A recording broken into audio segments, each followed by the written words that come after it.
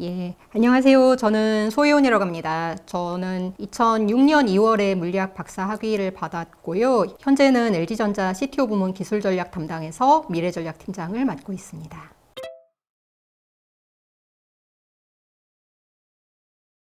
다들 이제 수학이나 과학 이런 거 좋아하니까 사실 물리학과 오게 되는 거잖아요. 저도 이제 어렸을 때 뭐 수학, 과학 이런 것들이 많이 적성에 맞았었고, 지방에서 이제 뭐 산수 경시대, 과학 경시대 뭐 이런 거 입상도 몇 번 했었고요. 그래서 나는 좀 수학이나 과학이나 이런 거 잘하나 보다라고 생각을 했었고, 그리고 원래 사실 고등학교 1학년 때까지도 나는 커서 수학 선생님을 해야지 뭐 이런 생각을 하고 있었는데, 뭐 한 1학년 말 한 2학년 초 그때쯤에 점수별 대학 입시 배치표가 나온 거죠. 근데 그 배치표의 맨 꼭대기에 물리학과가 있어가지고 그래서 그 당시에 저기 와 괜찮다. 나 안 그래도 물리 재밌던데 한번 도전해볼까? 뭐 이런 생각을 하게 된 거예요. 그래서 지금 생각해 보면은 진짜 인생을 결정하는 그런 큰 생각의 변화였었는데도 너무 가볍게 결정한 거 아니야? 뭐 이런 생각도 사실은 들기는 해요. 근데 그렇게 물리학과를 오게 됐습니다. 네.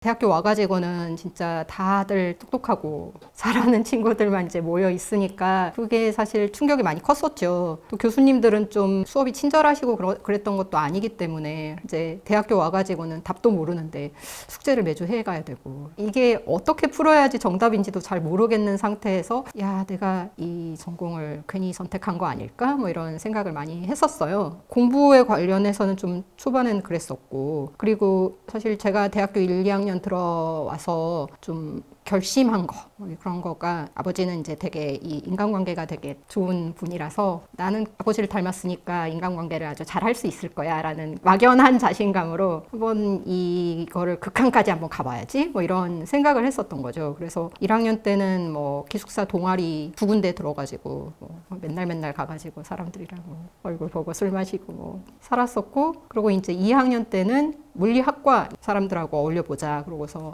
뭐 친구들, 뭐 선배들, 후배들 뭐 그렇게 또 즐겁게 많이 보냈었어요. 그래서 그런 정말 뭔가 이 사람들과의 활동, 관계 이런 거에 집중을 하면서 시간을 보냈었고요. 그게 지금 오니까 되게 뭔가 저에게 많이 자양분이 됐었던 것 같아요. 그게 마치 개인 프로젝트 같은 거가 아니었나. 그 당시에는 그런 생각을 못 했었지만 지금 와서 생각하면 좀 그런 느낌이었던 것 같고요. 물리 공부 관점으로 봤었을 때는 교수님을 많이 탔었던 것 같습니다. 교수님이 좀 에너지가 좀 많이 있으시고 또 좀 잘생긴 교수님이 좀 수업을 해주시면은 좀 더 열심히 했었던 것 같습니다. 네.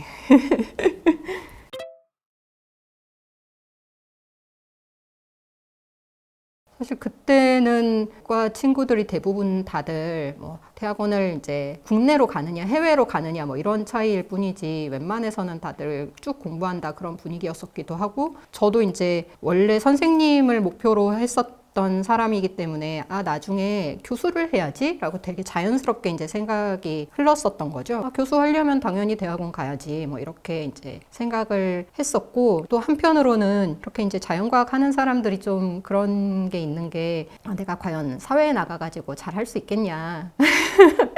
나 같은 그런 그렇게 정말 사회에 물이 안 든 사람이 과연 어디 가서 밥이나 벌어먹고 살 수 있겠어? 계속 그냥 학문에 이렇게 묻혀 있어야 되는 거 아닌가? 뭐 이런 좀 두려움 같은 것도 있었던 것 같아요. 또 한편으로는 나 원래 좀 손재주가 좋으니까 그래도 실험 물리 이런 거를 하면 조금 더 잘할 수 있지 않을까라는 생각도 좀 했었던 것 같아요. 그래서 학부만 하고 마칠 생각은 전혀 없었고 되게 자연스럽게 대학원을 진학을 하게 됐었습니다.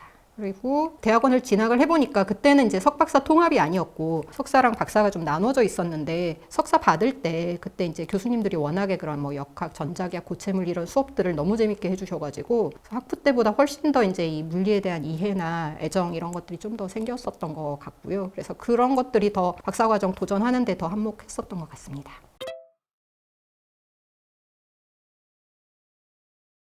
이게 이제 사실 대학원 과정이 워낙 힘든 과정이니까 대학원이 쉬웠다고 하는 사람이 아마 없을 것 같아요. 그래서 대학원 시절에 생각이 좀 더 빠릿빠릿한 분들 같은 경우는 그때부터 이미 이제 나는 어떤 식으로 연구를 해야겠다, 혹은 인생을 어떤 식으로 살아야겠다, 이제 그런 것들에 대한 생각의 구조를 되게 체계적으로 잡아서 연구도 하시고 뭐 결과도 내시고 뭐 그렇게 하셨을 텐데, 저는 조금 지금 생각해도 좀 어리바리 그렇게 그냥 막 흘러가는 대로 그 시간을 보냈었던 거 아닌가, 뭐 그런 생각이 좀 들어요. 그래서 그때 엄청 많이 힘들어가지고 실험실에서 이제 엄청 늦게까지 뭐 실험하고 의자에 막 걸쳐져서 자면서 막 그렇게 연구하고 뭐 논문 쓰고 하는 그 과정 하루하루가 다 쉽지 않았었던 것 같고, 그나마 좀 감사한 거는 운이 좋게 이제 박사 1년차 때 BK21 프로그램에서 이제 지원을 해주셔가지고 미국의 메릴랜드의 라메시 교수님 실험실에 이제 파견 연구원으로 1년 2개월 나가게 됐어요. 그래서 저한테는 감사한 기억으로 남아있고, 또 그 덕분에 이제 많은 경험을 했었고요. 근데 이제 그 갔다 온 만큼의 연구 성과를 내가 냈냐 그러면은 뭐 저희 교수님이 기대한 만큼 그렇게 내지는 못해서 그런 부분은 좀 교수님한테는 좀 죄송한 마음입니다. 네. 그리고 이제 대학원 때 좀 기억나는 사건 하나는, 저희 실험실 바로 아래층에 이제 공동 실험실이, 작은 실험실이 있었거든요. 그래서 선배랑 이제 실험을 하려고 후드 보러 이제 들어갔는데, 막 들어가자마자 후드 쪽에서 슉슉슉슉슉슉슉 뭐 이런 소리가 나는 거예요. 근데 저도 그러고 선배도 그러고 이게 무슨 소리지 이러고 그 소리가 나는 쪽을 이렇게 쳐다보고 있었던 거죠. 이렇게 이게 뭐지 이러면서 이제 잠깐 쳐다보고 있었더니 이게 갑자기 펑 하고 터진 거예요. 후드가 보통 이렇게 있으면은 이 중간에 이제 틈새에서만 이제 예를 들면 약품이 튀는 거고, 유리가 닫혀 있는 부분에서는 안 튀니까 이제 그나마 이제 위험해서 덜 위험한 그런 건데, 그 틈새로 이제 액체가 튀어가지고, 그때 이제 여름에 반바지 입고 있었는데 이제 다리에 다 튀어서 막, 야 이게 대체 무슨 물질이냐, 혹시 불산이 아니냐, 불산은 몸에 들어가면은 뼈를 녹이는데 혹시라도 그러면 어떡하냐고, 튀자마자 막 다들 막 화장실로 막 달려가가지고 물로 막 씻고 난리가 났었는데, 나중에 알고 보니까 이게 이제 보통 이제 그 후드 안에서 실험을 할 때 산은 물에다가 흘려서 버리고 유기용매는 따로 이제 병에다가 버리고 그렇게 하게 되어 있는데, 이 시스템을 잘 모르는 대학원생이 가가지고 실험을 하다가 산을 유기용매 병에다가 이제 버린 거죠. 그러니까 알아서 이제 반응을 해가지고 이제 이게 빵 터졌던 뭐 그런 상황이었는데, 다행히 불산은 안 들어있었던 것 같아요. 진짜 다행히. 그래서 그냥 까맣게 껍질만 이렇게 생겼다가 벗겨지고 지금까지 뼈 안 놓고 잘 살고 있습니다. 네.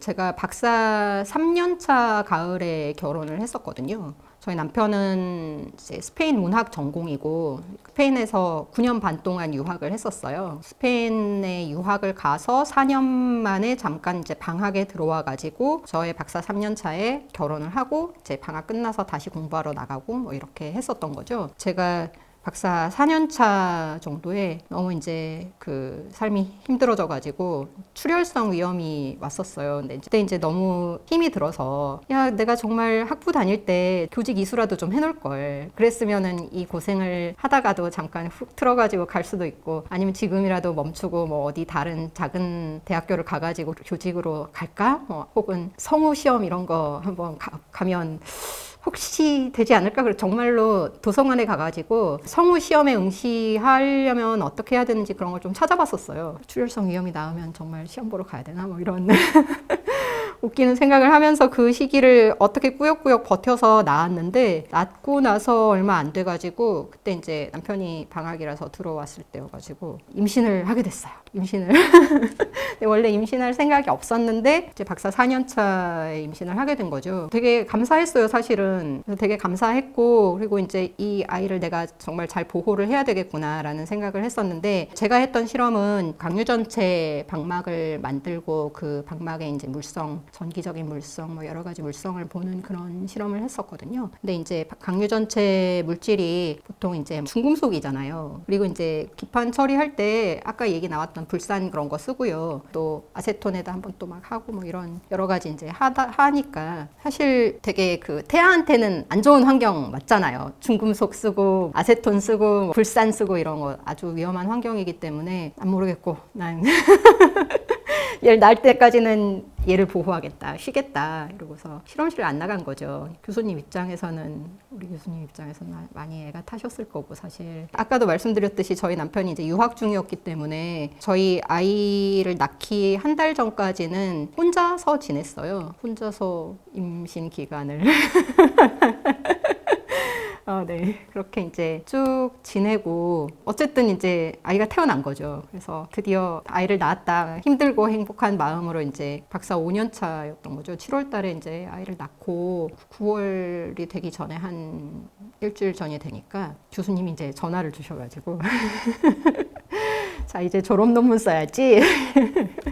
빨리 와서 졸업 논문 한 학기에 이제 쓰고 졸업하자. 이러셔가지고 2달 만에 실험실을 나가서 그때부터 이제 졸업 논문을 또 쓰고 다행히 졸업을 시켜주셨어요. 근데 저희 교수님의 눈높이가 높아가지고, 제가 알기로는 눈높이가 높으신 건데 이제 SCI 논문 3개를 써야지만 박사를 졸업을 시켜주셨거든요. 근데 제가 그때까지 그 SCI 논문을 하나밖에 못 썼는데, 당시에 이제 저희 이준규 교수님이 힘을 써주신 걸로 알고 있어요. 그러니까 저희 지도 교수님, 노태웅 교수님이 얘를 어떻게 해야 될까요? 진짜 고민이 많이 됩니다. 뭐 이런 얘기를 하셨었는데, 이준규 교수님께 이제 이준규 교수님이 사람이 되게 다양한 길이 있고 얘도 잘 지낼 거야. 그러니까 걱정 말고 졸업시켜라. 그런 취지로 말씀을 해주셨다라고 이제 나중에 들었어요. 그래서 2분 교수님 플러스 알파 이 다른 교수님들 모두의 힘을 입어가지고 박사 졸업을 할 수 있게 되었고요. 그리고 이제 나중에 이제 박사 졸업하고 나서 이제 교수님들께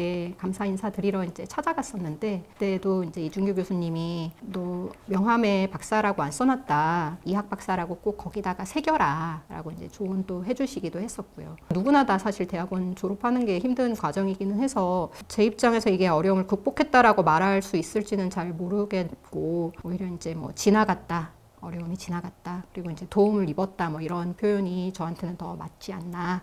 그렇게 생각을 합니다. 네.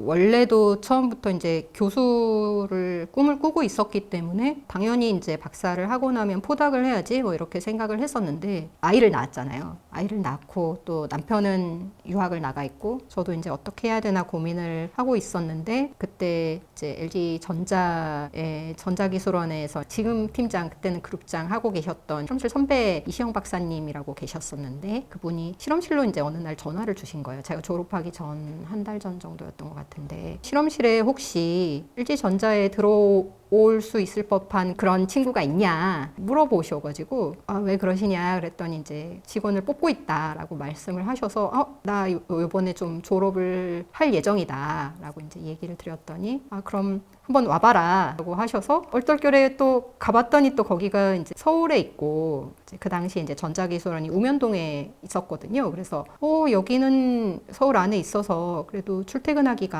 멀지가 않다. 그러면 또 아이를 돌보면서도 회사 생활을 할 수 있겠구나, 뭐 이런 생각을 하게 된 거죠. 그리고 또 LG전자에 대한 또 이미지도 그 당시에 또 개인적으로 좋았었고 그래가지고, 네, 그래서 자연스럽게 그냥 LG전자를 들어가게 되었습니다. 그리고 이제 아까도 말씀드렸듯이 이제 제가 강유전체 방막 연구를 했었는데, 강유전체는 사실 비휘발성 메모리 쪽에 이제 쓰이기 때문에 메모리 반도체 뭐 이런 쪽에 더 가까운 그런 연구 주제라고 할 수 있고, 근데 LG전자는 사실 하이닉스 팔고 그러니까 이제 강제로 이제 팔고 나서, 그래서 반도체 산업을 보지 않고 있었단 말이에요. 그러니까 사실 제가 입사를 해서 저의 전공하고 직접적으로 관련된 일을 할 수가 없었던 거죠. 그래서 좀 고민은 됐었는데, 그래도 뭐 대신에 이제 그 들어갔었던 그 팀이 그 당시에 신기술 탐색 그룹, 그러니까 그룹이라고 그때는 불렀었는데 신기술 탐색 그룹이라는 이름이었고, LG전자 관점에서 지금 연구하고 있는 기술들, 그리고 지금 제품으로 만들고 사업하고 있는 것들을 넘어서 나중에 미래에는 어떤 기술이나 어떤 제품이나 이런 것들이 필요해질 거고, 그런 것들이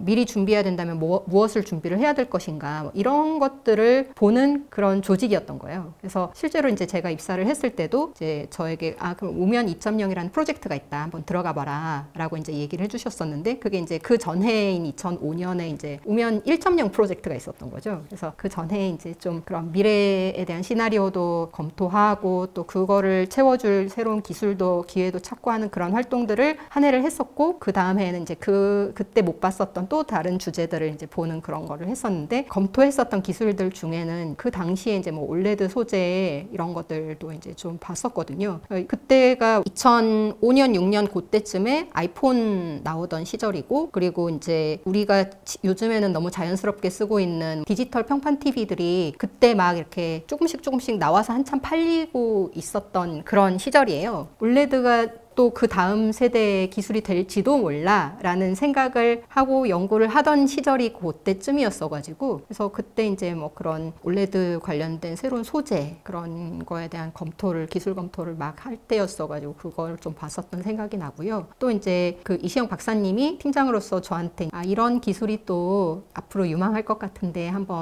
기술 한번 봐봐 라고 이렇게 주셨던 거가 이제 메타물질이라는 그런 기술이 있었었는데, 그때는 너무 신기하다. 투명망토 같은 그런 기술이 되네. 너무 신기하다. 이런 게 정말로 이론적으로 되네. 뭐 이런 거였는데, 이제 그 후로 보니까 실제로 이제 그 기술이 모바일폰 뭐 이런 데에서 이제 얇은 안테나를 만드는 기술로 이제 활용이 되고 뭐 그런 일들이 이제 있었던 거예요. 그래서 뭐 제가 뭐 그거를 직접적으로 상용하는 그런 것들을 했었던 건 아니지만, 그런 식으로 이제 미래 기술을 사전에 검토하면서 같이 보는 그런 활동들을 그때 진행을 했었습니다. 그래서 이제 제가 뭐 물리학 대학원에서 봤었던 거를 그냥 직접적으로 뭐 활용을 했다 뭐 이런 거는 아닐 수도 있지만은, 실제로 이제 물리학적인 지식이나 뭐 역량의 활용 이런 관점에서 좀 소자 재료 쪽의 신기술 검토를 하기도 했었고, 또 이제 회사 사람들이 전혀 모르던 분야 뭐 그런 분야에 대해서 도전적으로 이제 검토를 해가지고 그런 것들을 이해를 해가지고 또 회사 분들한테 또 설명을 해드리고 이해시키고 뭐 그런 역할도 하기도 했었습니다.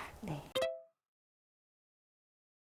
맨 처음에 인사드릴 때 제가 CTO 부문에서 미래전략팀장 맡고 있다라고 말씀을 드렸었는데요. 미래전략팀장이라는 게 이제 미래 기술 전략 수립하는 그런 내용인데, 결국 처음 회사 들어와서 했었던 일하고 비슷하다고 볼 수 있어요. 그래서 지금 회사가 아직 보고 있지 않은 그런 기술이라든지 앞으로 이제 세상이 어떻게 바뀔 거기 때문에 미리 이제 어떤 기술을 좀 준비를 해야 되겠다라는 그런 것들, 지금 현재의 사업을 좀 더 넘어서는 그런 사업적으로 의미 있을 부분, 그런 거를 준비할 수 있는 의미 있는 기술, 이런 거를 지금부터 우리가 준비를 한다 그러면 어떤 기술 준비해야 되냐, 그런 거를 좀 미리 탐색하고 또 검토 정리해서, 또 사실 검토 정리하고 그냥 끝이 아니라 이거에 리소스를 태울 수 있도록 임원분들 설득하고 그런 기술들을 미리 준비하도록 하는 의사결정으로 그렇게 이어지게 하는 그런 역할을 하고 있습니다. 네.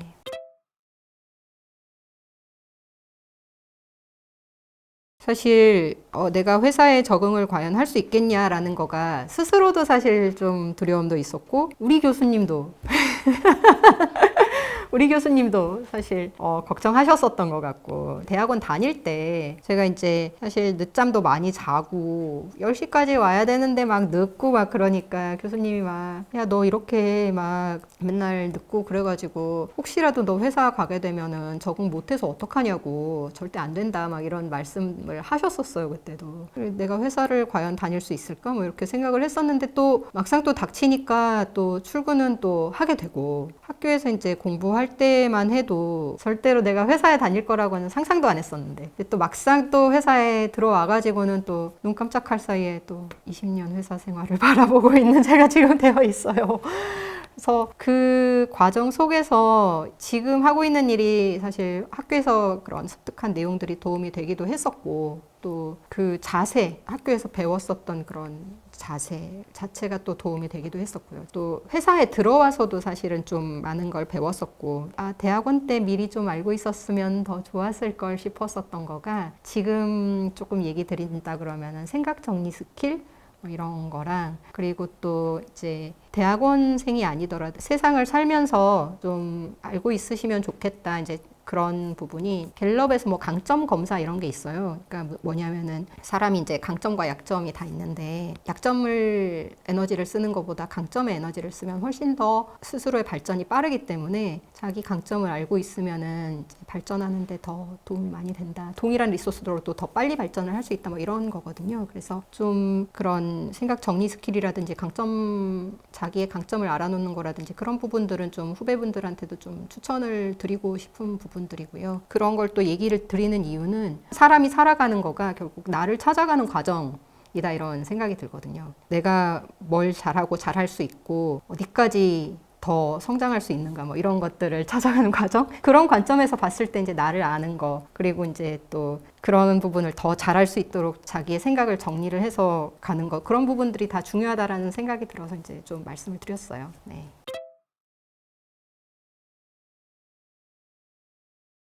사실 물리학이라는 거가 세상을 좀 이해하는 학문, 그리고 또 이제 이 수식이랑 실체를 잇는 그런 학문이잖아요. 문제를 또 정의를 하고, 거기에 대한 원리를 또 찾아내고, 또 해결을 위해서 또 머리랑 몸을 쓰는 것 다 포함해서 이제 주저하지 않고 이제 그런 자세로 임하는 거, 이런 것들이 다 이제 물리를 하는 사람들이 배우는 것들인데, 그런 부분들을 이제 제가 학부 대학원 과정을 통해서 배웠었던 것 같아요. 그래서 이론이랑 현실을 또 연결을 하고, 또 실제로 문제를 해결해가는 그런 자세들이 업무에서든 또 삶에서든 또 어떤 문제에 대해서도 이제 그런 좀 도전을 할 수 있는 힘을 주는 것 같거든요. 세상이 정말 빠르게 변화하고 있고 점점 더 빠르게 변화하고 있고 사실 변화에 적응하는 게 참 중요하고 이런 변화에 대해서 두려움 없이 적극적으로 그렇게 대응하는 자세 그런 것들이 또 꼭 필요한 자질이라고 생각을 해서 물리를 하는 게 참 좋구나. 점점 더 필요하겠구나 뭐 이런 생각 많이 합니다. 네.